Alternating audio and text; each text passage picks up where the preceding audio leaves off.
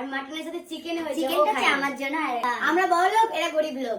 বাবা বাবা, খাসি খাচ্ছে তাই ওরা বড় লোক, এরা মুরগি খাবে তাই এরা গরিব লোক। শালা দুটো কোনোটাই তো আমাদের পেটে পড়ে না, তার মানে কি আমরা ভিখারি? জানি না।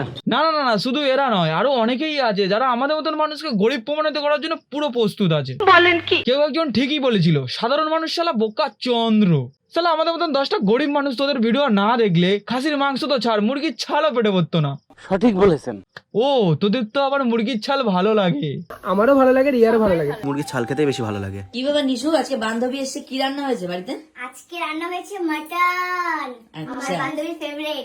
ভালো কথা, নিশুদির বাড়িতে বান্ধবী এসেছে আর নিশুদি মাটনও রেঁধেছে। আরে মাটন বুঝলে না, ও তোমরা তো গরিব লোক। আচ্ছা, মাটন মানে খাসির মাংস, আর এরা কবজি ডুবিয়ে খাচ্ছে। আবার নিশুদিকে বলছে আমরা বড় লোক, এরা গরিব লোক। আর এ বেচারা তো ভাবছে এখনো তো মাটন পাতেই পারেনি, এর মধ্যে রিলস বানিয়ে মাটনের দামটা তুলে নেওয়ার চেষ্টা করছে।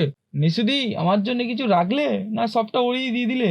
নিজের থেকে হ্যাঁ একটু ফেভারিট ওর না, আমারও ভালো লাগে, রিয়ারও ভালো লাগে।